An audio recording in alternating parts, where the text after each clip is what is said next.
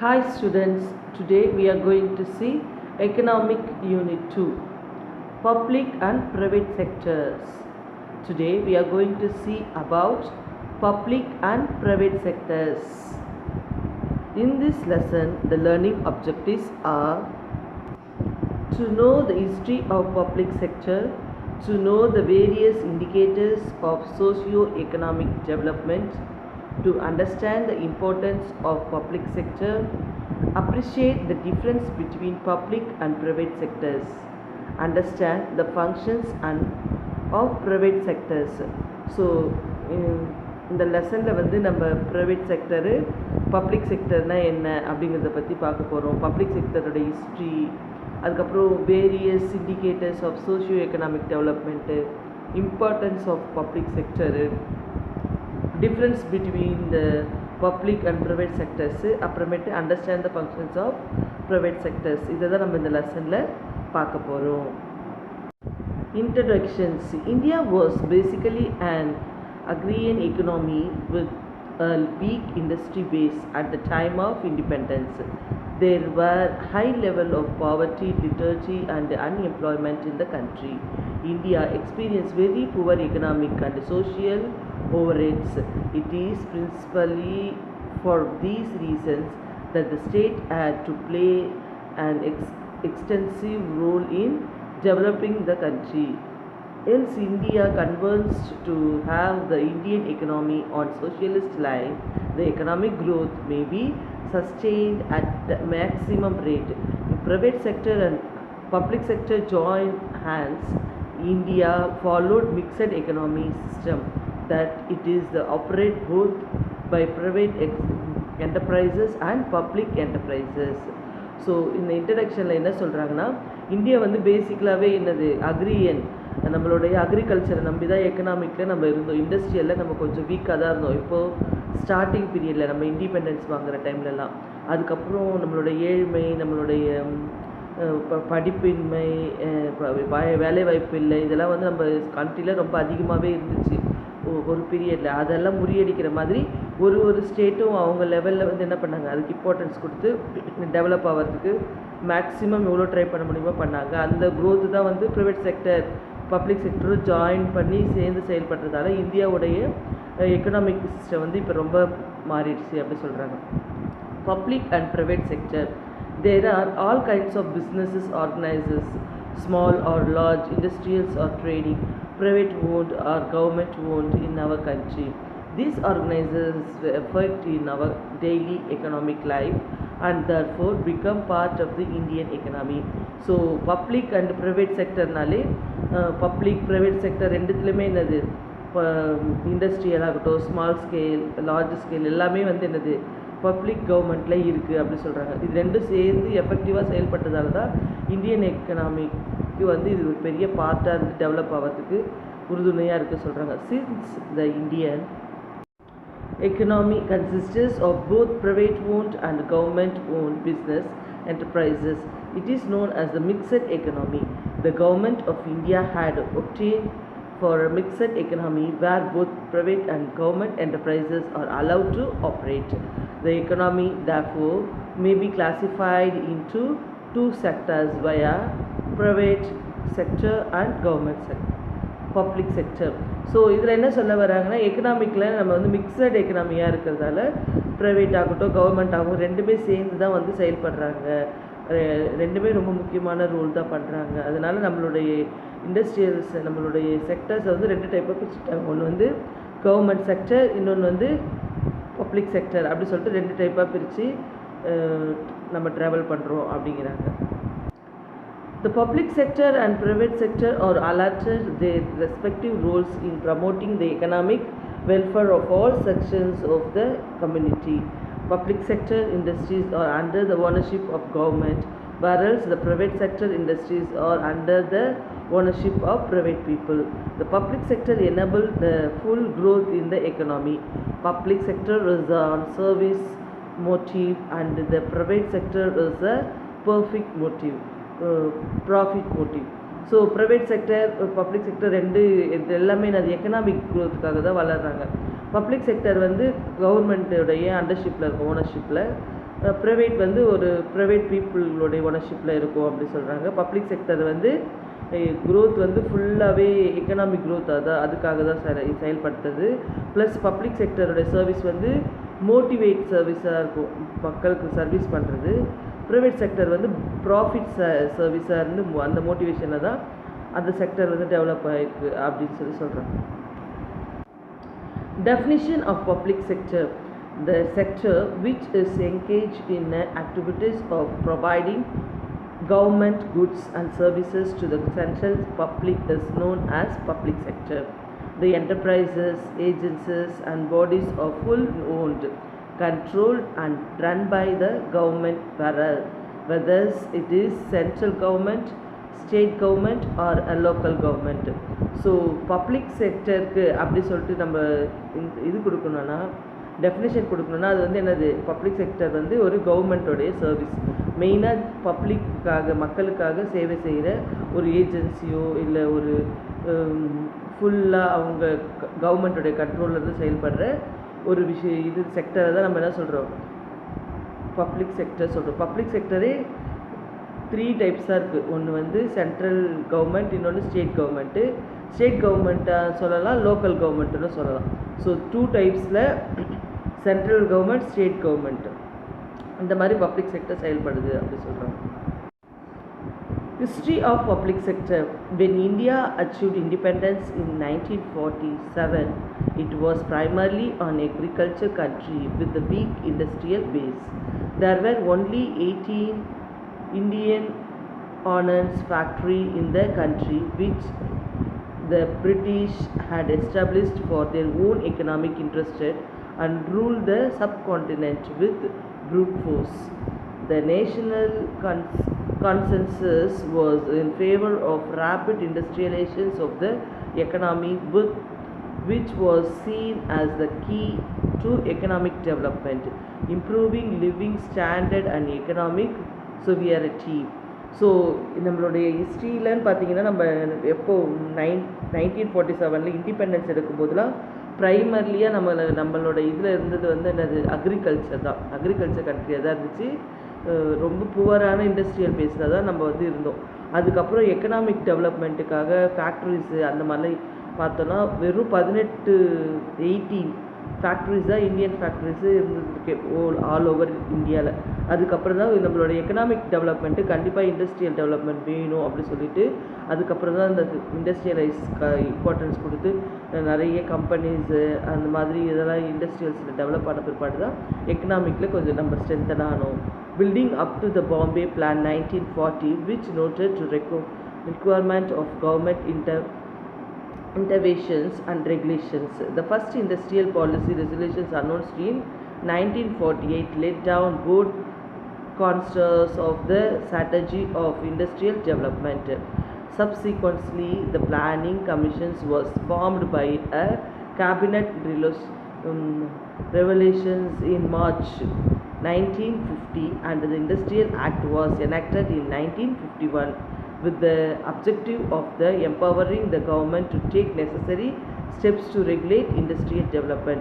So இதுக்குன்னு building தனியாக இண்டஸ்ட்ரியல்ஸுக்கு அப்படி சொல்லிட்டு ஆரம்பிச்சது வந்து பாம்பே பிளான் 1940 இருந்துச்சு. ஆனால் 1948 தான் முத என்ன பண்ணாங்க, ஒரு ஸ்ட்ராட்டஜி கொண்டு வந்தாங்க, இண்டஸ்ட்ரியல் டெவலப்மெண்ட்டு நமக்கு வேணும் அப்படின்னு சொல்லிட்டு. இதை வந்து ரிசோல்யூஷன் பண்ணி அதை ஃபார்ம் பண்ணி அதுக்கு ஒரு கேபினெட்டுக்கு ஒரு கமிஷன் அமைச்சு பண்ணது வந்து 1950. இண்டஸ்ட்ரியல் ஆக்ட் கொண்டு வந்து 1951. இதுக்கப்புறம் தான் வந்து இந்தியன் கவர்மெண்ட் வந்து நிறைய முக்கியமான பவர்ஸ்லாம் எடுத்து இண்டஸ்ட்ரியல் டெவலப் பண்ணுறதுக்கு அது நிறைய ரூல்ஸ் அண்ட் ஸ்டெப்ஸை ரெகுலேட் பண்ணாங்க. The 1991 industrial policy was radically different from all the earlier policies, where the government was elaborating disinvestments of public sector and allowed greater freedom to the private sector. At the same time, foreign direct investments was invited from business houses outside India. Thus, multinational corporations which operated in more than one. So இந்த 1991 தான் industrial பாலிசியில் ரொம்ப பெரிய difference உருவாக ஆரம்பிச்சிச்சு. இதுக்கு முன்னாடி இருந்த அந்த எல்லாத்தையுமே உடைச்சி புதிய நியூ ஸ்டைலில் வந்து பப்ளிக் செக்டரை எப்படி டெவலப் பண்ணலாம் அப்படின்னு சொல்லி கொண்டு வந்தது தான். அதில் என்னென்னா ப்ரைவேட் செக்டருக்கு நிறைய ஃப்ரீடம் கொடுக்க ஆரம்பித்தாங்க. ஃபாரின் இன்வெஸ்ட்மெண்ட்ஸ்லாம் அதிகமாக வர ஆரம்பிச்சிச்சு. அதனால இந்தியாவுடைய அந்த ஹவுசஸ் பிஸ்னஸ் வந்து டெவலப் ஆகிறதுக்கு ரொம்ப பெரிய காரணமாக இருந்துச்சு. இதில் மெயினாக சொல்லணும்னா எம்என்சி கம்பெனிஸ், அதாவது மல்டி நேஷனல்ஸ் கார்பரேஷன்ஸோடைய இது வந்து ரொம்ப பெரிய அதிக அளவில் நமக்கு ஒரு வீட்டல் ரோலாக இருந்துச்சு டெவலப்மெண்ட்டுக்கு அப்படின்னு சொல்கிறாங்க. Classification of industries. The public sector in India owns its origin in the 1956 Industrial Policy Resolutions of the Government of India. This 1956 resolutions classified industries into 3 categories. Industries which should be exclusively owned by the state are referred as a Schedule A. So என்ன சொல்கிறாங்கன்னா இந்த industrials வந்து 3 டைப்ஸாக வந்து classify பண்ணிட்டாங்க. அதில் வந்து 1956 industrials பாலிசியை வந்து 3 டைப்பாக இந்தியன் கவர்மெண்ட் வந்து அறிவித்தாங்க. அதில் ஃபஸ்ட்டு டைப் பார்த்திங்கன்னா ஃபுல் அண்ட் ஃபுல்லு வந்து ஸ்டேட் கவர்மெண்ட் இருக்கு இல்லையா, அவங்களுடைய கண்ட்ரோலில் இருக்கிற ஒரு ஷெட்யூல், அதுதான் வந்து அந்த அது வந்து அது ஷெட்யூல் ஏ அப்படின்னு சொல்கிறாங்க. The industries in which the private sector could supplement the efforts of the state sector, with the state taking the sole responsibility for starting new units which are specific in Schedule B. So இந்த private செக்டர்லேயே எப்படின்னா இப்போ இதெல்லாம் சொல்லுவாங்கள்ல, management, undertaking, இது வந்து பாதி வந்து government பாதி வந்து ப்ரைவேட்டு, அந்த மாதிரி செலக்ட் பண்ணி இது பண்ணுவாங்க இல்லையா, அந்த மாதிரி ஷெட்யூல்ஸ் பார்த்திங்கன்னா அதை வந்து என்ன சொல்கிறாங்க, பின்னு சொல்லுவாங்க. அது வந்து ஸ்டேட் கவர்மெண்ட் வந்து அவங்களுடைய கண்ட்ரோலில் எடுத்துக்குவாங்க. பாதி அப்படி ஆஃபாக செலக்ட் இது பண்ணுவாங்க இல்லையா, அந்த மாதிரி அது வந்து ஷெட்யூல் பி அப்படி சொல்கிறாங்க. The remaining industries which in the private sector R mentioned in schedule C. So fully government வந்து ஷெட்யூல் ஏவும், government plus private sector combine பண்ணி பண்ணுறது வந்து ஷெட்யூல் பியாகவும், ஃபுல்லாக வந்து வெறும் ப்ரைவேட் செக்டர் மட்டுமே மென்ஷன் பண்ணி அவங்க மட்டுமே மெயின்டைனிங் பண்ணுறது வந்து இண்டஸ்ட்ரியல்ஸை வந்து ஷெட்யூல் சி அப்படி சொல்லிட்டு 3 டைப்ஸாக கிளாஸிஃபை பண்ணியிருக்காங்க இண்டஸ்ட்ரியல்ஸை. Indicators of socio economic development. நம்மளுடைய சோஷியோ எக்கனாமிக் டெவலப்மெண்ட்டுக்கு என்னென்ன இதெல்லாம் வந்து ரொம்ப இண்டிகேட்டராக செயல்பட்டுருக்கு அப்படின்னு பார்த்தீங்கன்னா, gross domestic product GDP. GDP supports in developing socio-economic development. The proportions of GDP by the industrial sector, both private and public sector, has been increased. It results in increasing government funds and increased public spending. So இந்த GDP வந்து என்னது, இந்த cross domestic product அது வந்து ரொம்ப பெரிய அளவில் develop ஆனதால தான் நம்மளுடைய பப்ளிக் செக்டரும் ப்ரைவேட் செக்டரும் டெவலப் ஆகிறதுக்கு பெரிய காரணமாக இருந்துச்சு. இந்த டெவலப்மெண்ட்டு தான் வந்து மக்களுக்கிடையே ஃபண்ட்ஸு, கவர்மெண்ட்டுக்காகட்டும் மக்களுக்கு ஃபண்டு வர்றது, அந்த மாதிரி எல்லா விஷயத்துக்கும் இது பெரிய ஹெல்ப்ஃபுல்லாக இருந்துச்சு. ஜிடிபியோடைய இம்ப்ரூவ்மெண்ட்டு, டெவலப்மெண்ட்டு அப்படின்னு சொல்கிறாங்க. Next, life expectation. According to 2011 census of India, life expectancy in India is 65.80 years for men and 68.33 years for women. Government provides high degree of health measures through various programs. The government announced in the Union Budget 2018-2009 in the National Health Protection Scheme NHPS to serve poor and vulnerable families. So நம்மளுடைய 2011 census பிரகாரம் நம்மளுடைய life வாழ்நாள் இது பார்த்திங்கன்னா 65.80 இயர்ஸ்லேருந்து மென்னுக்கும் 68.33 வந்து உமனுக்குமா இருந்துச்சு. இந்த level வந்து நம்மளுடைய 1819 வந்து பெரிய லெவலில் இது உருவாச்சு. மெயினாக என்னதுன்னா நம்மளுடைய நேஷ்னல் ஹெல்த் இது வந்து டெவலப் ஆனதால் புவர்ஸ்க்கு வந்து இது வந்து ரொம்ப ஹெல்ப்ஃபுல்லாக இருந்துச்சு. அதனால மக்கள் வந்து ரொம்ப நல்ல ஒரு ஹெல்த்தியான ஒரு இது கொண்டு வரதுக்கு இது யூஸ்ஃபுல்லாக இருந்துச்சு அப்படின்னு சொல்கிறாங்க. Literacy. Educational skills plays a vital role in the socio-economic development. Sarva Shiksha Abhiyan (SSA) is the Government of India's flagship program. It is the implement of making free and compulsory education to the children of 6 to 14 years with the health skills.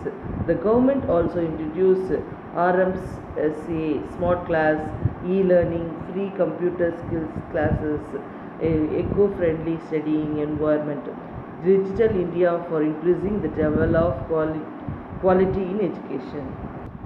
So கண்டிப்பாக ஒரு social இதில் develop ஆகிறதுக்கு main reason வந்து என்னென்னா education வந்து 6 to 14 years compulsory education பெரிய லெவலில் அச்சீவ்மெண்ட்டாக இருந்துச்சு. அதுதான் வந்து என்னது மக்கள் எல்லாருக்கும் ஒரு எஜுகேஷன் கொடுத்து அவங்க டெவலப் பண்ணுறதுக்கு பெரிய ஒரு ரீசனபிளாக இருந்துச்சு அப்படி சொல்கிறாங்க. எம்ப்ளாய்மெண்ட்.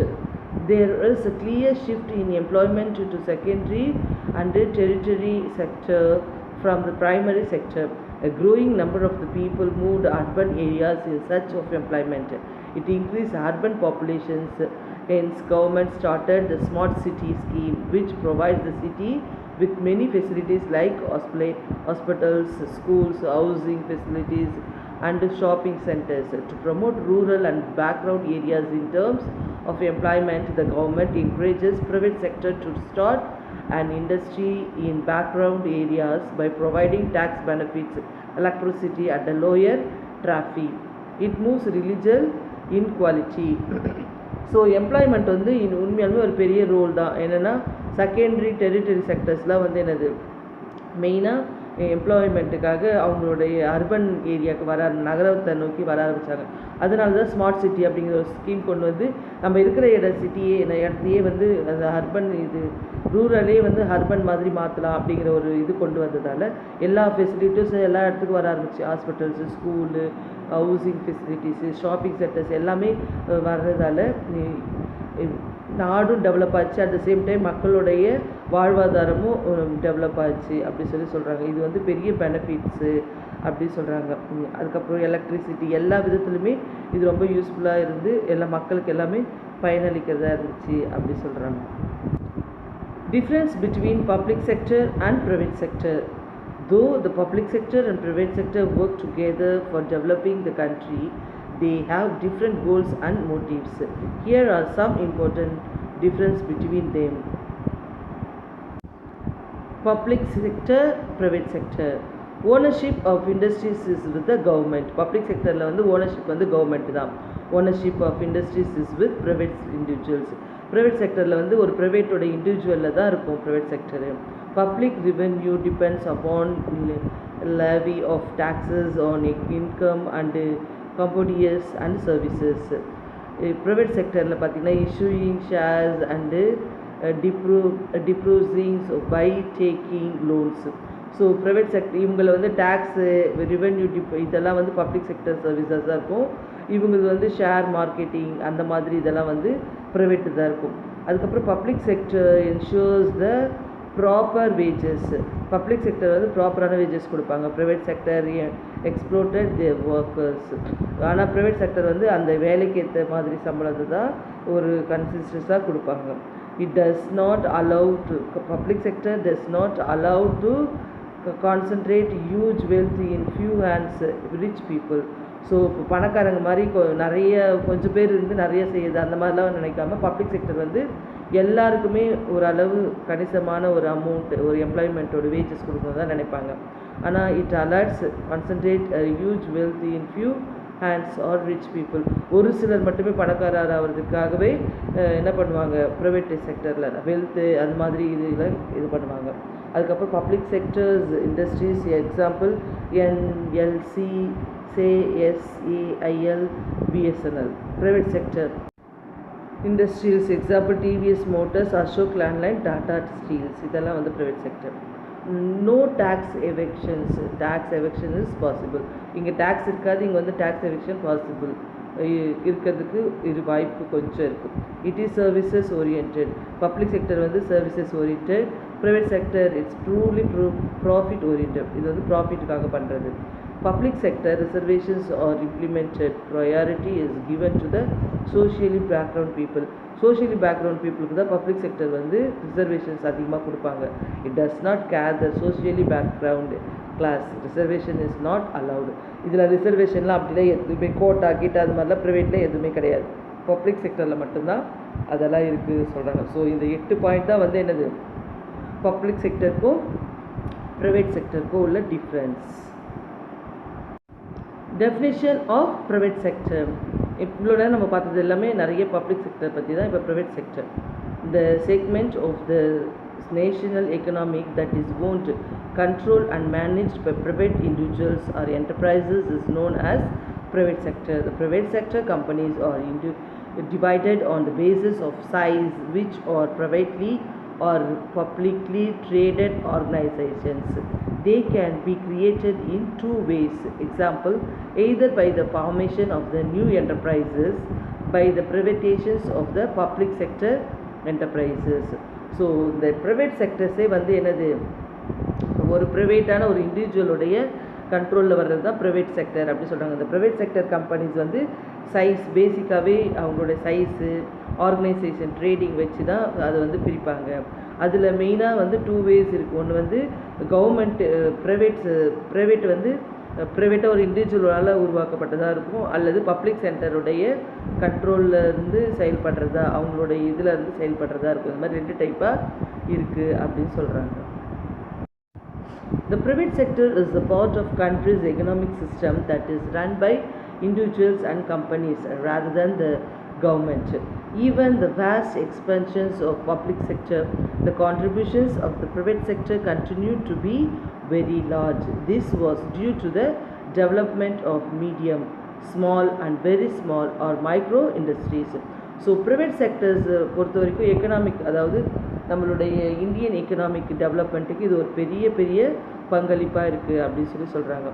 பப்ளிக் செக்டரோடு கம்பேர் பண்ணும்போது ப்ரைவேட் செக்டரில் தான் நமக்கு நிறைய இது வந்து கான்ட்ரிபியூஷன்ஸ் அதிகமாக இருக்குது அப்படின்னு சொல்கிறாங்க. இந்த இதுக்கு காரணம் வந்து என்னது, மீடியம், ஸ்மால் ஸ்கேல், அந்த மாதிரி மைக்ரோ இண்டஸ்ட்ரீஸ், அந்த மாதிரி எல்லா லெவல்லையும் ஸ்மால் ஸ்கேல் எல்லா விதத்துலேயும் இவங்களுடைய இண்டஸ்ட்ரீஸ் இருக்கிறதால டெவலப் ஆகிறதுக்கு ரொம்ப யூஸ்ஃபுல்லாகவும் இருக்குது அப்படின்னு சொல்கிறாங்க.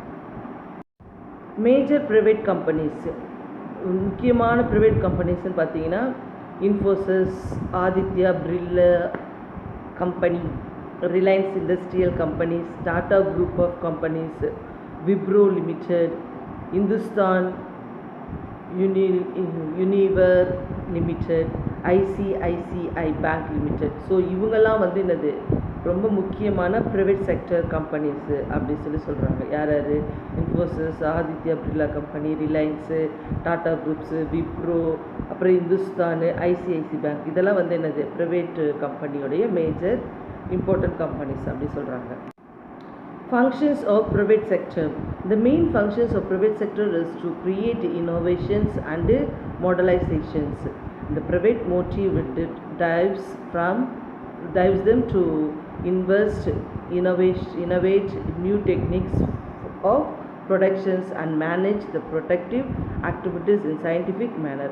Functions of private sectorல மெயினான விஷயம்னு பார்த்தீங்கன்னா அவங்க ப்ராஃபிட் மோட்டிவ்லேயும் அவங்களோட இதை செயல்படுத்துவாங்க. அட் த சேம் டைம் அவங்களுடைய புது கண்டுபிடிப்புகள், இனோவேஷன்ஸ், டெக்னிக்ஸ்லாம் எப்படி புதுசாக மக்களுக்கு அறிமுகப்படுத்துது, இதில் வந்து ரொம்ப அதிகமாக கான்சன்ட்ரேட் பண்ணுவாங்க. Develop and maintain infrastructures and services. So அவங்களோட இன்ஃப்ராஸ்ட்ரக்சர்ஸ், அவங்களோட சர்வீஸ் எல்லாமே மக்களுக்கு ஏற்ற மாதிரி ஈஸியான இதில் எப்படியெல்லாம் அவங்கள வந்து கவரலாம் அப்படிங்கிறதுல ரொம்ப டெவலப்மெண்ட்டாக இருப்பாங்க அப்படி சொல்கிறாங்க. அதில் ரொம்ப கான்சன்ட்ரேட் பண்ணுவாங்க. Third point, promote and expand existing business. அவங்க பிஸ்னஸை ப்ரமோட் பண்ணுறது, அதுக்கு தான் அவங்க ரொம்ப இம்பார்ட்டன்ஸ் கொடுப்பாங்க. Promote human capital development to help vulnerable groups, especially to participate in labor market and encouraging community development and promoting community business and cooperatives, local exchange systems and formal credit. So இவங்களோட இது எல்லாமே capital promote பண்ணுறது plus இண்டிவிஜுவல்ஸோடைய labour அவங்களுடைய marketing அதை development பண்ணுறது, business கோஆப்ரேட்டிவ்ஸு, local exchanges systems இதெல்லாம் develop பண்ணுறது, credit கொடுக்கறது, அந்த மாதிரி இதெல்லாம் வந்து என்னது கடன் கொடுத்து எப்படியாவது டெவலப் பண்ணுறது, அந்த மாதிரி இதெல்லாம் வந்து இவங்க கொஞ்சம் அதிகமாக கான்சன்ட்ரேட் பண்ணுவாங்க. Promote small micro and medium enterprises SMME through supply side measures and demand side measures and attract investment in the city. So இவங்க வந்து என்னது ஸ்மால் மைக்ரோ என்டர்பிரைசஸ் எல்லாத்துக்குமே ஏதாவது ஒரு விதத்தில் ஒரு டிமாண்ட், ஒரு அட்ராக்டிவ் இன்வெஸ்ட்மெண்ட் கொடுத்து சிட்டி டெவலப்மெண்ட், அதை சிட்டியை டெவலப் பண்ணுறது தான் இவங்களுடைய முக்கியமான ஒரு இம்பார்ட்டன்ஸான ஃபங்க்ஷன்ஸில் இருக்கும் அப்படி சொல்கிறாங்க. ஸோ இந்த மாதிரி செயல்படும் போது அவங்களுடைய ப்ரைவேட் செக்டர் வந்து பெரிய அளவில் வளர்றதுக்கு இது ஒரு பெரிய காரணமாக இருக்கும். எல்லாருக்கும் ஒரு வேலை வாய்ப்பு, எல்லாருக்கும் ஒரு இது கொடுக்கறதுக்கு பெரிய ரீசனபிளாக இருக்கும் அப்படின்னு சொல்கிறாங்க. So here I complete the lesson. Children, understand the concept and study. Thank you.